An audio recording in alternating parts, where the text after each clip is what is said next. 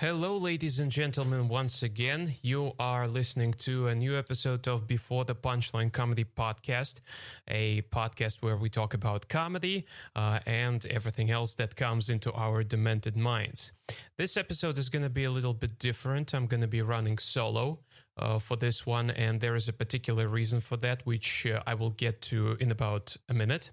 But before that, I really wanted to mention this. I want to apologize to the people who have been waiting for this podcast the entire week. I know there are constant listeners, regular listeners for this podcast. And here's the thing. Usually the new episode drops every Sunday, but this week I'm dropping it on Wednesday for plenty of reasons. I never had enough free time to do this. Plus, I've been trying to record this particular episode for I'd say a couple of days, starting, pausing, and deleting it all because it's pretty personal to me. So we usually have a guest, like I mentioned before, on the podcast, but not tonight, for a particular reason. Because the topic that I'm going to be discussing here tonight is, I would say, very difficult to talk about from all angles, and it's a very personal topic, particularly for me especially. I should say that. Yes.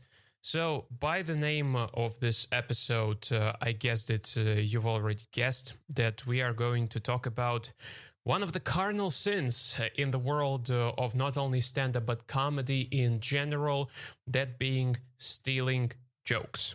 Yes, that's what we are going to talk about tonight. So, I mentioned before that I've tried to record this episode about 3 times already, and I always had to pause, stop, and delete the recording for one particular reason.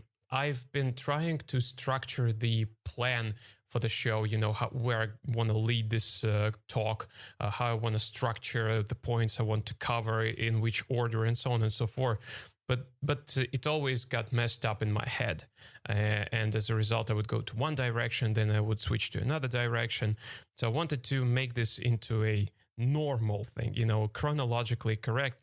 But then I realized that it's probably impossible for me to do in this particular situation because in this case, it's a very personal topic for me. Yeah, so I'll get very emotional, I'm pretty sure, and the thoughts are gonna be messing around in my head in no particular order. So this is what we're gonna do. I'm gonna try to be as chronologically correct as possible, but I will just go with the flow, I guess. That's what we are going to do.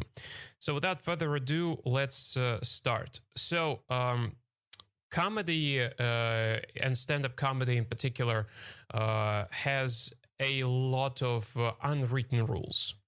That every single person who gets on stage and who gets into the world of comedy is aware of those rules. Like, we learn them pretty fast. It's like respect other comedians, respect your time on stage, respect the audience, never blame the audience for your failures, and so on and so forth. But there are a couple of rules which are, I would say, obligatory to every single comedian. And if you break those rules, you are going to be basically kicked out, not only from one particular venue or a comedy organization or a comedy group, but from stand-up. Like, your career would be over if you break one of those rules. And one of those cardinal sins that you can commit as a comedian is stealing jokes. A lot of careers have been broken.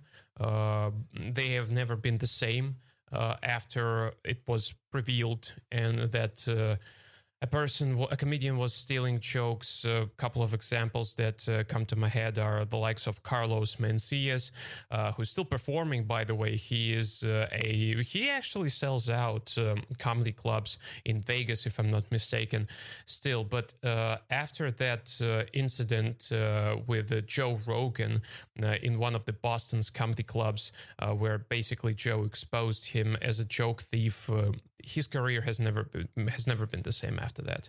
He was on the downward spiral from that moment, and basically he just lost all of his prime, all of his popularity.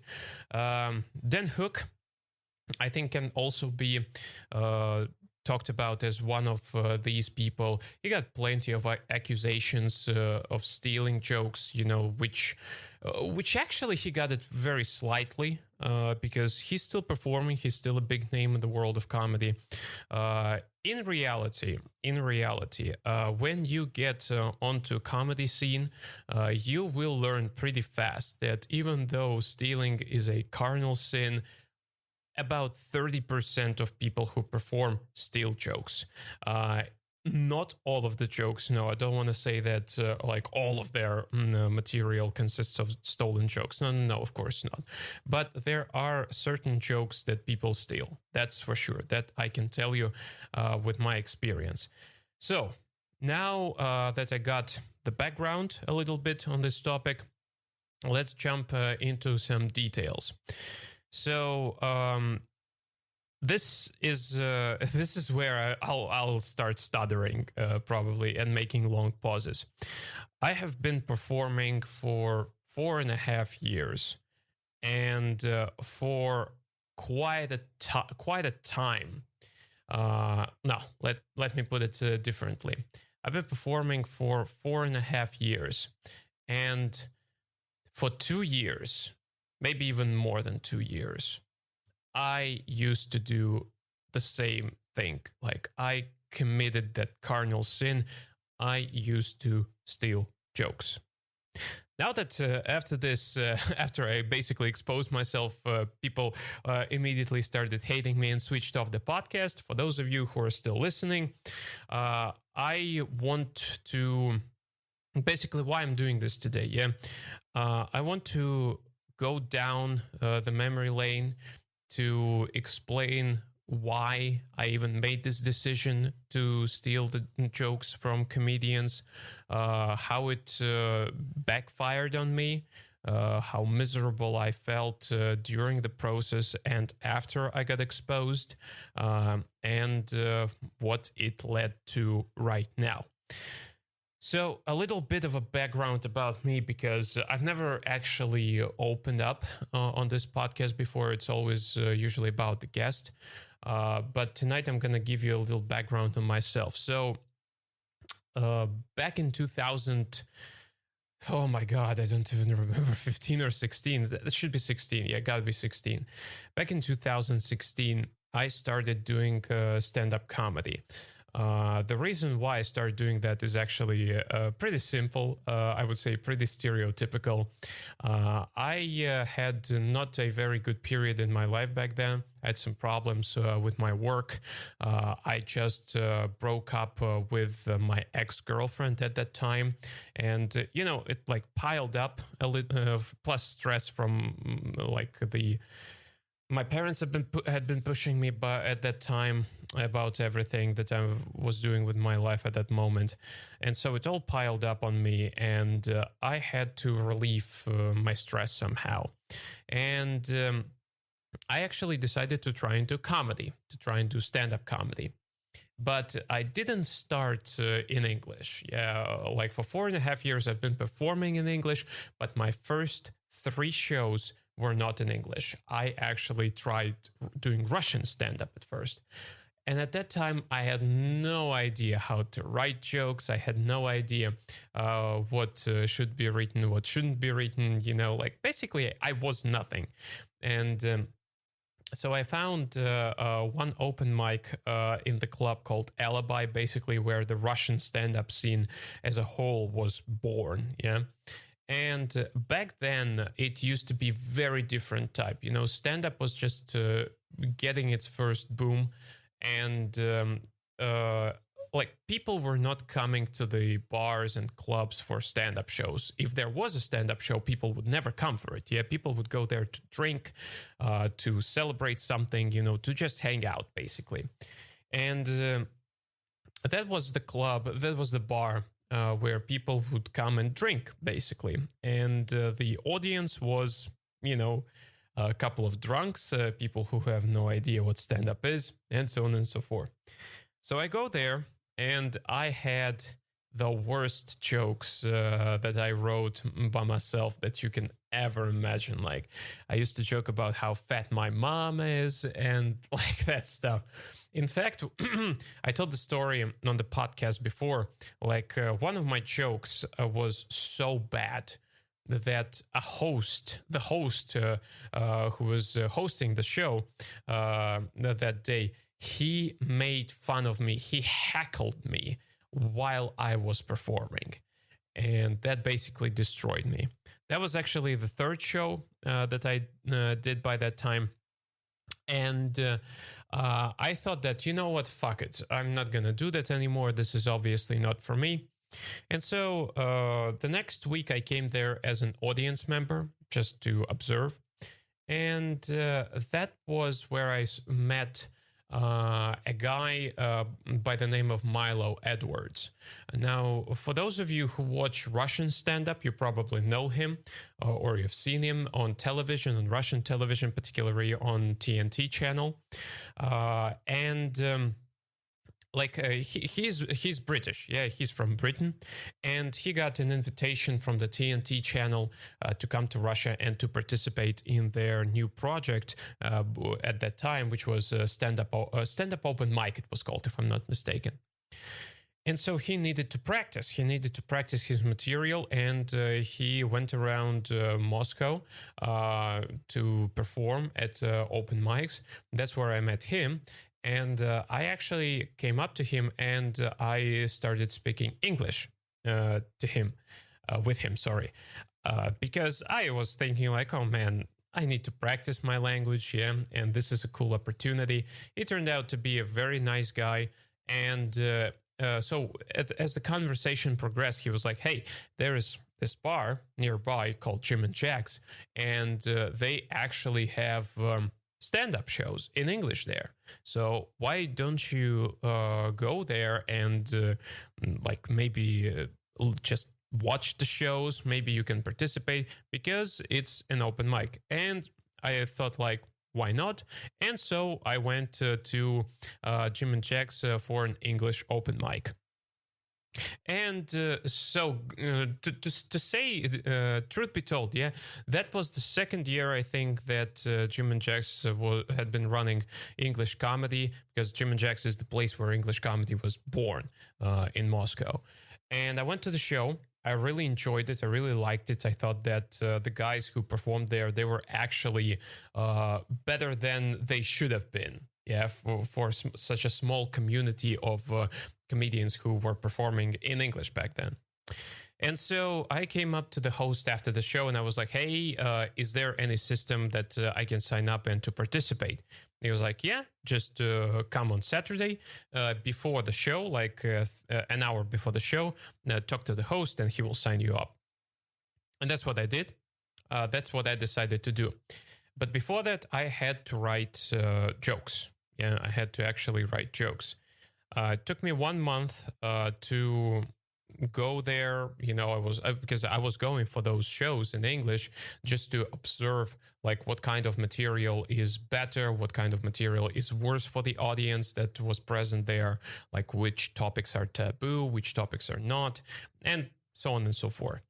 And it took me 1 month to write some sort of jokes, 5 minutes. And like the day before the open mic, I was looking at my jokes and I realized that most of them are shit. And deep inside of me, I was thinking like, I want to make people laugh. And I didn't care at what cost, because I had already experienced failure by that time.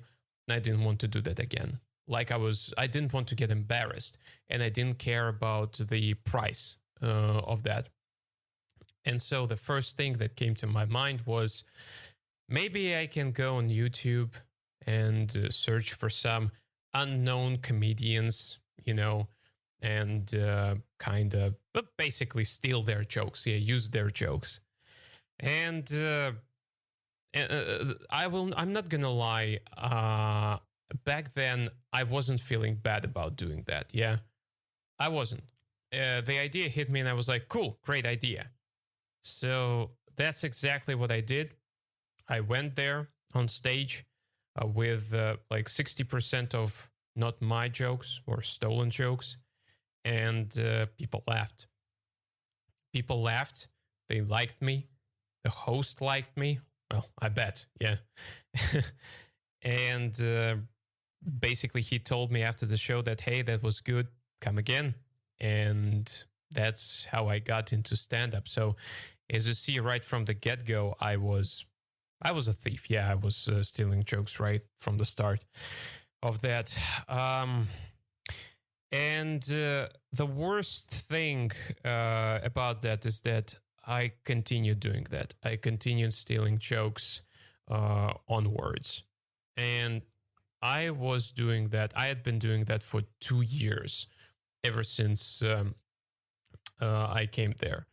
Now, granted, and ever since I started, now, granted, I need to say this. I did not, not all of my jokes were stolen. Within the time, of course, whether you realize it or not, you learn. You learn how to write.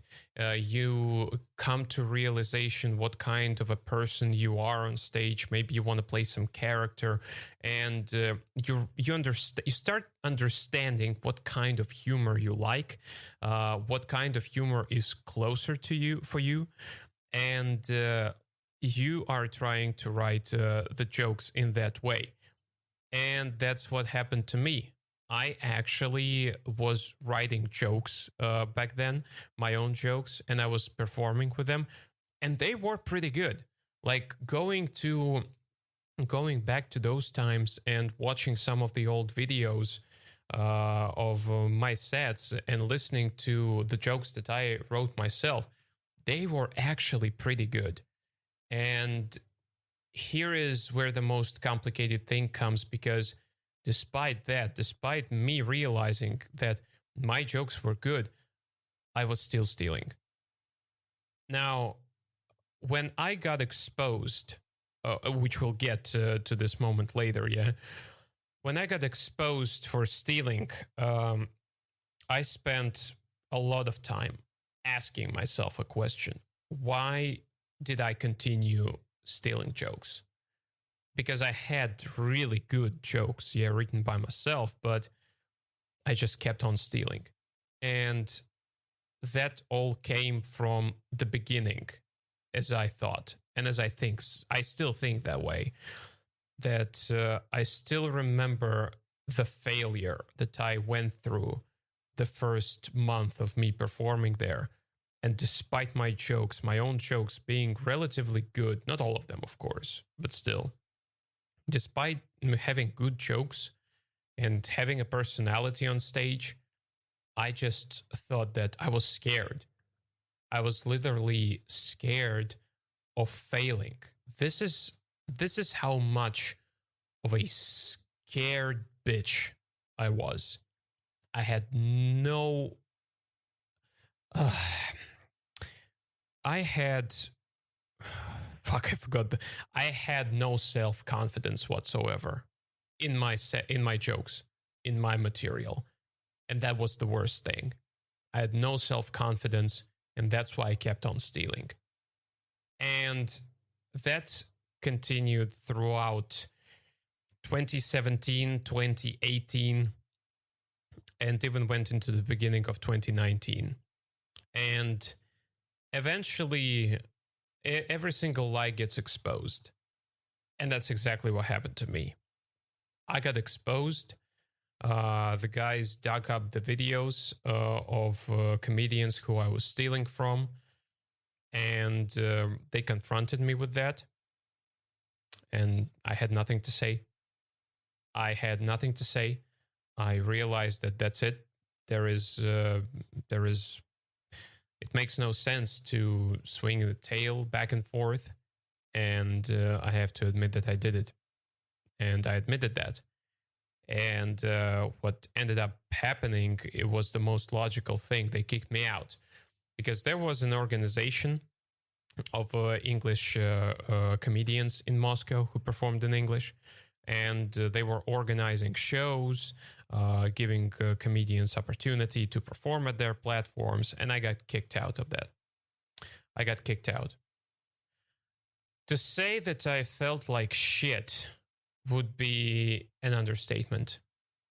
I completely realized what I did. I completely realized that I shouldn't have done that, which didn't stop me from doing that for 2.5 years, basically. And I just felt like shit. And now that I got more or less this timeline right, yeah, the question can be, how dumb must you be to continue stealing those jokes? Yeah. Knowing very nicely, knowing very well that you would be exposed at some point. And no self-confidence. I just had no self-confidence in myself. And I was just hoping, fuck it. They will never know. That's the dumbest idea that ever came into my mind, I think. But that was my mindset. And after that happened, I felt destroyed, because here's the thing. I came to realize that I have my own jokes which are good, but yet I continue stealing. You know, this idea started haunting me like 1.5 years into me performing. I felt like shit. I hated myself for doing that, but I just continued doing that.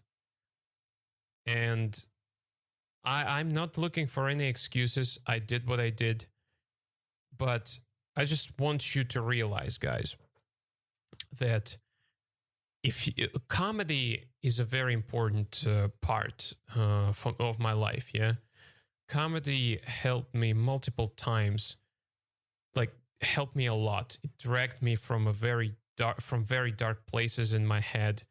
It wasn't like my therapy, but it has always been the means of relieving stress, relaxing, and hanging around people who have the same interests as me, and just basically very nice people, very interesting, very cool people.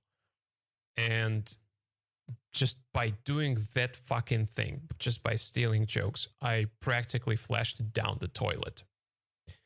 I felt like shit, like I mentioned before. Every single time I would go on stage with a stolen joke and I would tell it from the stage and would get laughs for that, I felt like shit doing that. I felt like shit because I realized it's not mine. It's not my joke. I'm just resting on someone's laurels. Yeah, I'm riding someone's coattails, so to speak. And that was the thing that was destroying me from the inside. But I just couldn't stop. Simply because I didn't believe in myself.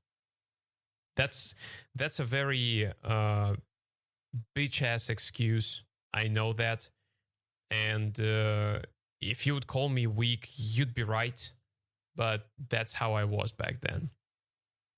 And that wasn't good. And it still isn't. So what happened then? I treasure comedy. Yeah, I treasure being a part of a stand-up community here in Moscow.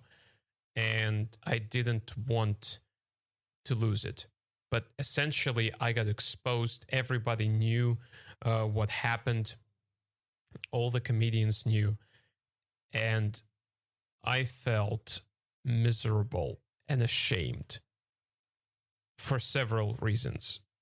I realized that I just basically, that by that time I had been shitting on every single comedian who shared the stage with me, because they were working hard on their materials. Not all of them, most of them, yeah. They were getting on stage, trying their best, failing because not all of the jokes that you write and perform are good, yeah. You need to polish them. You need to finish them. You need to put more thought into them the first time you test them out. And I was just get there, crack a joke, and get my laughs, which were not even my jokes. And I was feeling ashamed. I was feeling ashamed, embarrassed. And I'll be honest, I was so freaking ashamed of doing all of that after I got exposed, the last thing I wanted to see is those comedians face to face, because just the feeling of shame was overtaking me. Not only the comedians. Back then, I had been dating my wife, who I met a couple of months before, and I was thinking, like, how would I tell her about this? Because she came to my shows frequently. And I was like, how am I going to tell it to her? And that was just unbearable for me, an unbearable thought. And finally, probably the most important thing, I hated myself. I started hating myself even more. I wasn't thinking about suicide, of course not. But at that moment, I was so depressed. I didn't want to do anything. Like, literally, I didn't want to do anything. I just wanted to lie in bed, stare at the ceiling, and do nothing. And like that was the feeling. And I don't know. And I realized that probably the door is closed. That's it. I will never get on stage again. And I had that feeling in my head. I was like, I don't want to perform anymore. I can't allow myself to do that. That's it. I'm banished. And what happened then? There is a fellow comedian and a very good friend of mine who has been supporting me ever since day one. Yeah. And who's been on the show actually twice already. That's Abed. And he was the first person who I texted, and I was like, hey, we need to meet. I need to tell you something. Because he was the one helping me out with writing stuff. And I felt like if there is at least one person I owe an apology to for all this shit that I've done, that's him. And so we met, we sat down, and I was like preparing in my head for that. I was like, Jesus fucking Christ, how am I going to tell it? And so we meet, I sit there. It took me a while to get a hold of myself. But then I was like, dude, like this and this, I basically stole jokes, and that's it. Like the guys found out about that, and they banned me. Yeah, they kicked me out. To which he said, basically, yeah, well, I had a feeling that you were stealing jokes. So what? And I was like, what do you mean, so what? He was like, look, I probably get what you're feeling right now, but you haven't killed anyone. You haven't kidnapped anyone. You haven't raped anyone. This is not such a thing that you need to kill yourself over. Yeah, you shouldn't be killing yourself morally because of this. Hard to express everything that he told me back then in English, because again, my memory plus the emotions. Yeah, I think this is going to be the most difficult episode to listen to because of all these pauses, yeah, and all the stuttering. But bear with me, okay? This is very important for me. And so basically, he was like, and he was right. You know, he was right, because I was probably thinking about all of this English comedy in Moscow too much, because it's a niche. It still is a niche. Now it's growing. Yeah, it's evolving, but it has always been a very small niche, a very small community. And people who, truth be told, people who perform there in English, they will probably never be famous and popular comedians. They will never have their own like HBO or Netflix special. And that was something I never realized. I was looking at this very seriously. I took it very seriously. And this is what he basically told me. And he is still, up to this day, one of two people thanks to whom I decided to continue doing stand-up after all the shit went down. Because at the end of the day, he was like, look, I'm not angry with you. In fact, now that you have been exposed, you will actually start writing only your own material. And I really want to see you do that, because the jokes that you have written that I heard are funny. You are a funny fuck. And that phrase, like, you are a funny fuck, that phrase will always sit in my head as basically a beacon of hope that I grabbed. And that was like my boat, my saving boat in that ocean. Jesus Christ, what the fuck have I just said? But anyway, so I told him, so I felt relieved. I felt relieved back then. I told my wife about that as well, and she also supported me. My wife is actually a little side note here. Yeah, my wife has been a pro singer. Like, she had been part of plenty of music bands. Yeah, she had been playing, she had been singing, like more or less professionally for a number of years now. And when I told her about, I was stealing jokes, and she was like, you're telling me about stealing? The whole music industry, everyone is stealing from everyone. That wasn't news for her. But she knew how important this was to me, and she supported me all the way. And what I did then, I actually approached, within a couple of months after that, I approached every single comedian, except for one, because there is one guy that, let's just say, I've never thought that he's a good person, and I still consider him not a very good person. But except for him, I approached every single comedian who I shared the stage with. I looked them straight in the eyes, and I told them that I did this. I know that was a jackass move, an asshole move. I'm sorry. What happened then?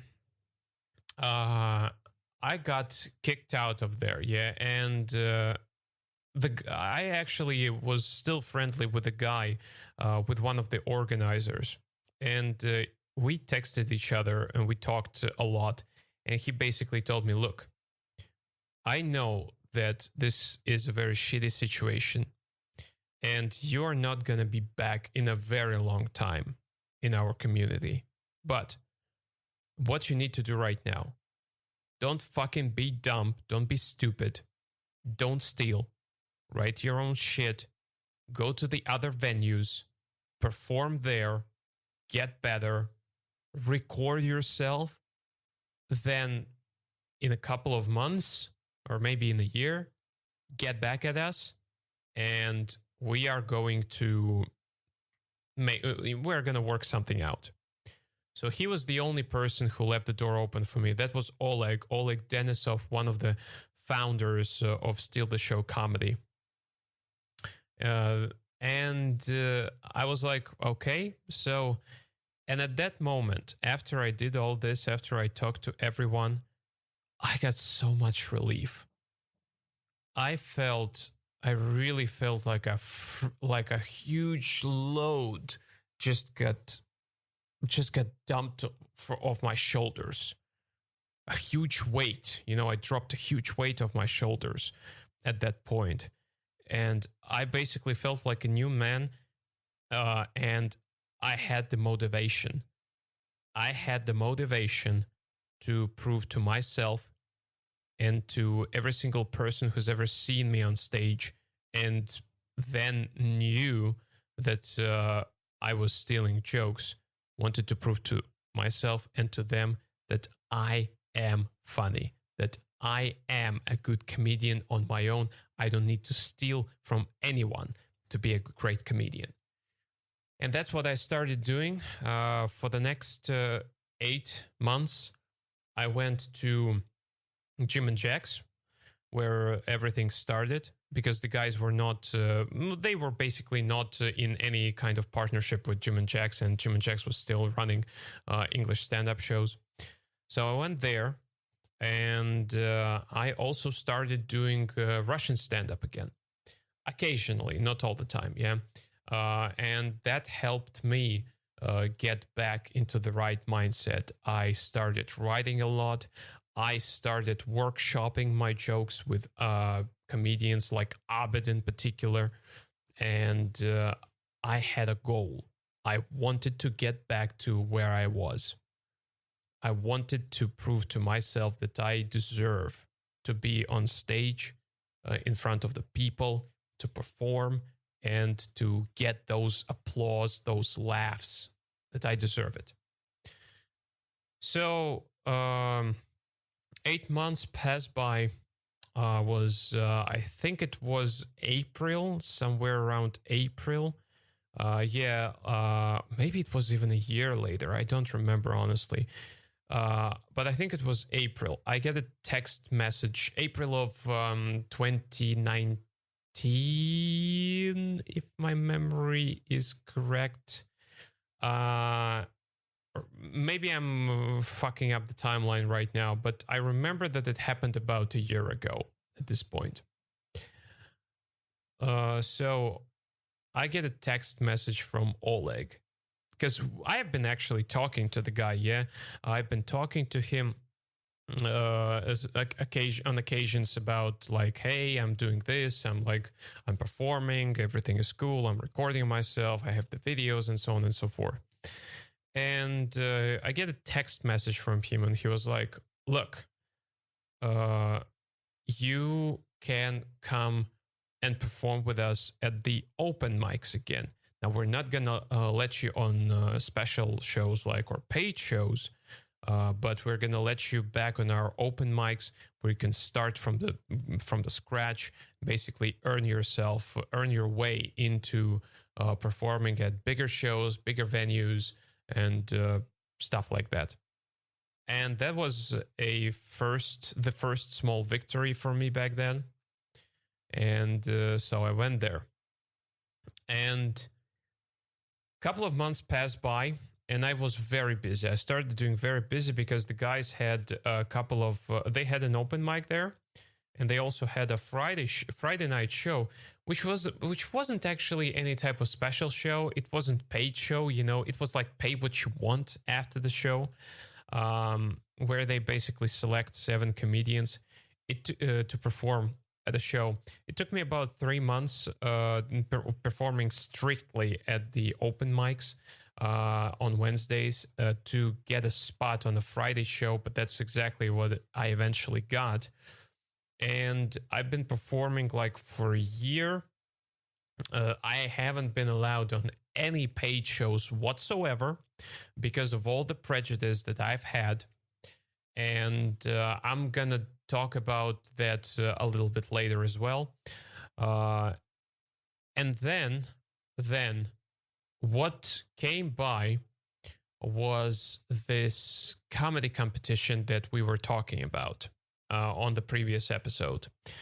The Champion of Comedy competition, where the winner got 30,000 rubles. Yeah. I saw that tournament as a chance to prove to every single person who was still doubting me that I am a freaking good comedian on my own and that I'm not stealing jokes anymore. Now, how would I do that is actually pretty simple, because one of the rules of the tournament was that you cannot use stolen material, only the original material. And that's exactly what basically got me into this tournament in the first place. I knew everyone would be moderated, myself included, and myself probably even more carefully than everyone else. Yeah, but still. And I thought that this is my chance. And what I entered the tournament with this mindset, like the first round. In the first round of such tournament where out you have 10 comedians and like 5 of them pass into the next round, most of stronger guys, they usually leave their better material, yeah, for later rounds to basically get more chances of going to the finals and eventually maybe even winning the tournament. I went a different direction. I was like, you know what? If I'm there to prove that I am good, that I am that I can be very funny with my own jokes, I should go there in the first round with the best 5 minutes that I have. And that's exactly what I did. I was the last one to perform that night. I went there on stage, and from the moment I landed the first joke and up to the end of my 5 minute set, every single joke landed. Every second joke got an applause break. That was, and still is, the greatest moment I've ever had doing stand-up. That was a fucking redemption that I was looking for. That comedians before me, they performed, and people are the witnesses, like that they were funny. But that night, objectively speaking, no one was better than me. Not a single comedian was better than me. And I felt like the way I felt, I can't even explain it. I can't describe it with words. I felt like a freaking god. Yeah, I know that's very egotistical of me to say that. Yeah, but still, because I went through so much shit. It took me a year, even more than a year, to rebound to fucking being under the scope every single time I got on stage, to prove to every person who ever doubted me and myself. First of all, yeah, I am the guy who I had to prove myself to. And that was the night where I did it. I got into the second round. And I had no intention of going into the later rounds because I just wanted to go there, have one killer performance, and leave. But I got into the second round, and then I got the sparkle of competition, like, you know what? I want to be good again. The second round comes by, I go on stage, and again, every single joke lands. 3 or 4 applause breaks for 5 minutes that I've been on stage. And I go through to the next round. Like, I was one of the guys who got the most votes. And I went through to the next round. The semifinals, which I reached, again, like we discussed, as I understood, it was one vote that decided everything. And I didn't go to the next round, and the other comedian did. But even watching back the recording from the semifinals where I had 10 minutes, I look at that, and that was a good performance. That was also not even that was a great performance. Yeah, there was a slot of about a minute and a half where it wasn't so funny. There are not huge laughs, not even an applause break, yeah. But like 8.5 minutes were freaking good. The first joke that I uttered when I got on stage in the semifinals got me an applause break. And looking back at that performance, I'm not ashamed of it. I actually am proud of it. That tournament, of course, I was upset that I didn't go through to the finals, but that wasn't the initial goal for me. My goal was to use that tournament as a platform to tell and show everyone that I am the real deal, that I deserve to be on stage with every single comedian who they have on the roster of active comedians who perform in English in Moscow right now. And to prove to every single person who doubted me that fuck you and fuck your doubts. I made a long way. And like, for the people who are listening to this, it's very difficult for me to explain and to describe how much it means to me, how much comedy means to me. Yeah, just the fact that I didn't quit after being exposed for stealing jokes, after being basically destroyed publicly, I think that should tell that this is somewhat of important to me. And this is exactly what I wanted to use this tournament for, as a platform to shut up all the doubters, to prove to myself that I am that damn good as I think I am, and basically to finally put everything behind me and to continue evolving as a comedian. And that's exactly what I'm doing right now, because I've already participated in a couple of special shows. I will be participating in the next 2 weeks in 2 shows. Like one of them is Roast Battle. The other one is a topical show called Family Therapy, where I will finally get 15 to 20 minutes on stage. And that is the special show, which will be paid. So they actually trust me right now to get there with my original material and perform in front of the people who paid money for the show. And this is what I was trying to get to. So right now, everything is going more or less good for me. And I've already been recording this for like 47 minutes. And now we are getting to the aftermath. Yep, to the conclusion. This is the part where I want to basically explain to you why you shouldn't steal jokes, why stealing should never be an option. I mean, if you haven't realized why it shouldn't for all those 47 minutes that I've been talking right now, yeah, then there is probably something wrong. But I want to underline, to highlight the things and explain why you should never do that. First and foremost, if you come into stand-up and you really like it, yeah, like you really like it, you really want to succeed, and you get satisfaction out of it, that stand-up is basically something special for you, you shouldn't steal jokes, because you are going to feel yourself like shit every single time you do that. I know that because that's exactly how I felt. I felt like shit. I hated myself. And the thing is, you need to realize it doesn't only affect you as a comedian and the comedians who are around you, yeah? It affects your personal life as well. I was feeling like shit, and everyone around me felt it. At my work, my wife felt it, my friends felt it, everyone did. Every single aspect of my life got affected by the fact that I hated myself for stealing jokes. That's the first thing. It's just like you, and what made it even worse is that eventually, with practice, with experience, you start writing your own jokes, which are freaking good, which are even better than the jokes that you steal.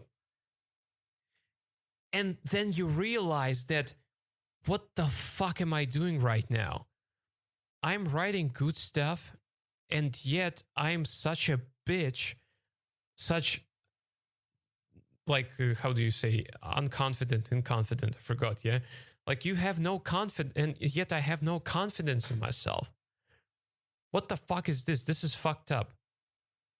And you start feeling like shit even more. That obviously your inner conflict, which is probably the worst, to be honest with you. Yeah, when you destroy yourself from the inside, that is when it's the worst.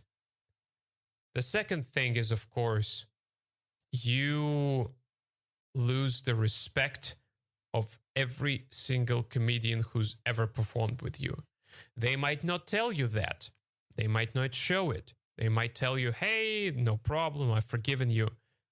But in their heads, in their minds, behind your back, they will still be bashing you for that. Always. And it will take you a long time to earn the respect back. Even like if you can, of course, yeah. And like that's objectively the second reason you don't want to do that, because by doing that, you're disrespecting the work ethic and the work itself of every single comedian who you share the stage with, because you're taking an easy way out. Whereas these guys work their asses off, writing stuff, grinding it, performing, failing half of the time, maybe even more, because their jokes are not perfect, and yet they still thrive to become better. And you are an asshole who takes an easy way out. An asshole, which I used to be. Thirdly, the third thing. In any other country, if people caught me doing that, stealing jokes, I would have been banned from everywhere. I wouldn't even get a chance anywhere to perform. That's how harsh, that's how serious people in Europe take the comedy. I'm not even talking about the United States, yeah? If you get caught, if you get exposed for stealing jokes, that's it, you're done. You will never, ever perform anywhere. And of course, you don't want to kill yourself. I mean, like your comedy quote-unquote career, yeah? Right at the beginning. So that's the other thing. And finally, guys, girls, everyone, Riptiloids, you need to realize one thing. When you steal jokes, eventually it will all come out. You will be exposed. It might not happen as soon as you think, yeah? It might take some time. In my case, it was like 2.5 years, but you will get exposed. And trust me, here's the thing. Here's what you need to realize. If you get caught stealing one joke, they will start looking for another one, and then another one, and then another one. And eventually what will happen, if you have been performing for like 2 or 2.5, maybe even 3 years, eventually what will happen, you will forever get this tag of being a guy who had been stealing jokes throughout all of the time you've been on stage. In my case, it was 2.5 years when I got exposed. And it doesn't even matter. Hell, maybe you stole only 5 jokes, yeah? For 2.5 years. But people will forever tag you as a guy who has built his career, who's built everything that he had in his comedy life right now on stealing. Nobody will ever say like, oh, he had some good jokes of his own. People will be like, oh, he's a fucking thief. He stole jokes. That's it. And of course, I mean, again, it all goes back to self-esteem. Yeah. Because I think that this is the reason why people steal jokes. Because they're not confident enough in their own power. They're not confident enough in their own abilities. Here's what you need to realize, guys. There is not a single comedian who was funny right from the start. There isn't a single comedian who immediately, the moment he got on stage, became funny. No, it never happens. It's like every other craft that you have. You can't be funny from the get-go. You can't be great from the get-go. It all comes with experience. And experience takes time. In comedy, if you have great work ethic, like if you really grind, if you perform, if you write, maybe you listen to some advice, which is also debatable, yeah? You will become better, maybe even good or very good within the first year. But you need to be patient. Don't take an easy way out. It will come back to haunt you and bite you on your ass, just like it happened to me. Don't. Take your time. Be patient. It never happens from the get-go. I haven't seen a comedian who had been performing for like a month and he's already great. Never. It takes plenty of time to become good and a lot of work ethic, of course. You don't perform, you don't write, you don't want to become better. That's it. You will never be better, yeah? But if you do all of those things within the time, you will become good. Don't take the shortcuts. It's not the right way out. That's the obvious disadvantages, quote unquote, yeah, why you should never do that. Now, I would be lying if I'd say that I didn't get any good stuff out of it for myself, yeah? From stealing jokes, and not even from the stealing jokes, from the fact that I got exposed. I actually got some good stuff as well. The obvious thing is that I finally started writing all the jokes by myself. Never stole anything from the moment I got exposed. And I was fucking driven to write and become better. There is a very big disadvantage. There's a very bad thing that will happen to you if you get exposed and you get the second chance, yeah, to basically clear your name like I did. You will always be under a microscope. Every single time you get on stage, people will record you, people will listen to you, and then they will check your jokes, for fuck's sake. They will go online, Google your jokes. They will go on YouTube, search for the comedians, trying to find your jokes. That is, of course, a bad thing, and you will not be trusted. You will never be trusted 100%. Just like I know, I will never get 100% trust because I got exposed. But what that gave me a very strong motivation to write original jokes. Like to write very original jokes. Because here's the thing. Here's where it becomes a little bit scummy. Even if you write a joke by yourself and you write everything, like the premise, the punchline, like all the joke is written by you.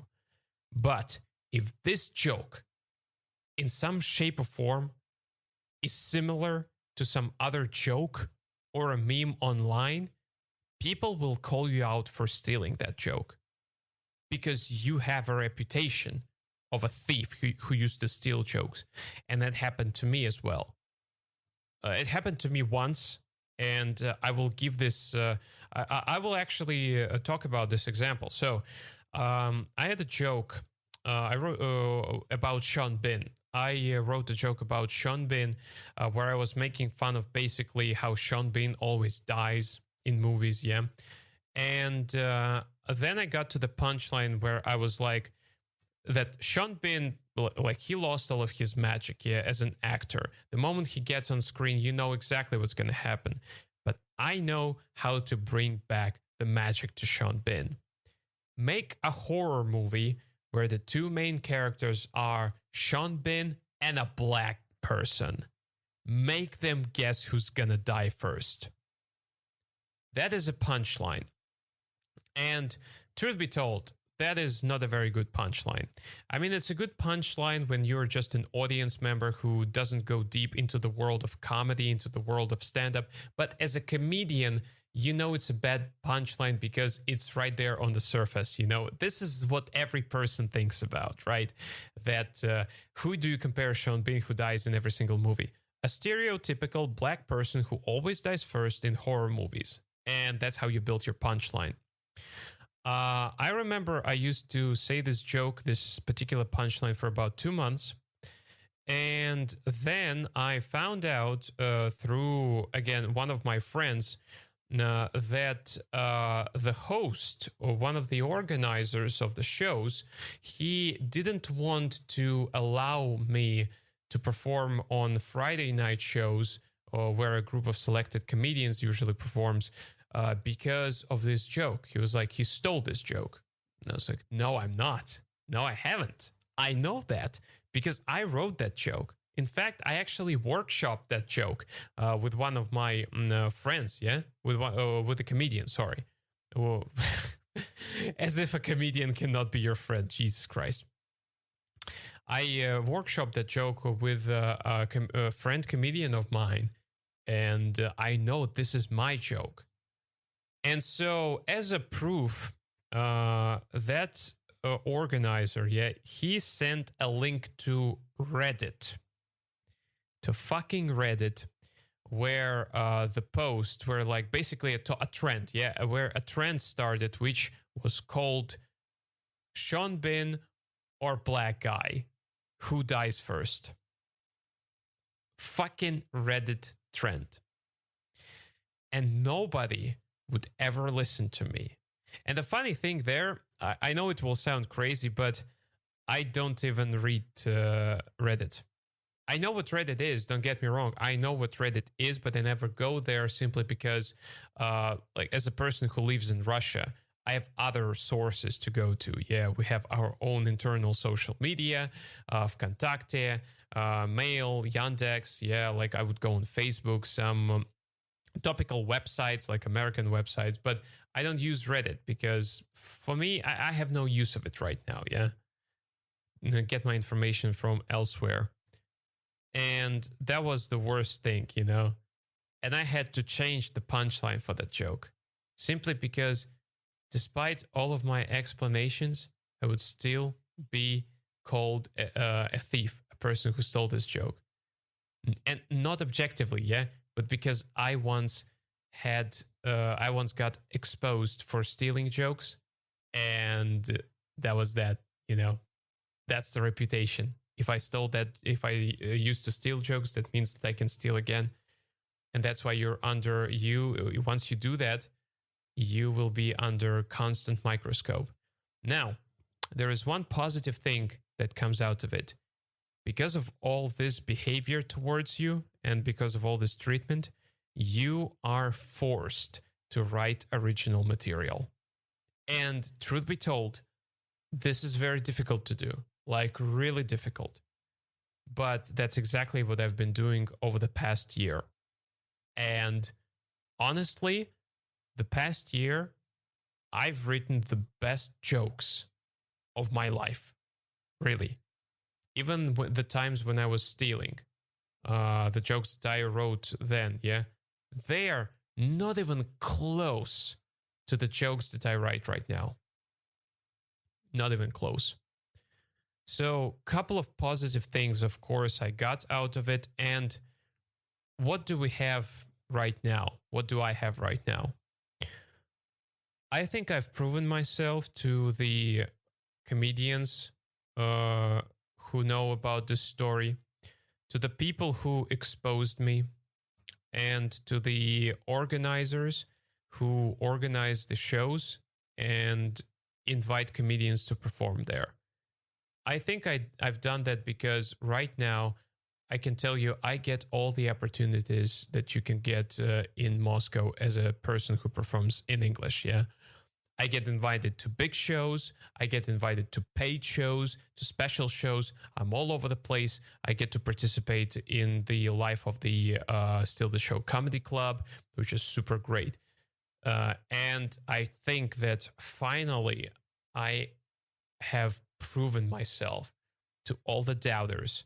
And most importantly, I feel reconciled and relieved because I've finally proven to myself that I am that damn good, that I deserve to be a part of this comedy circle that we have in Moscow, yeah, of English comedy.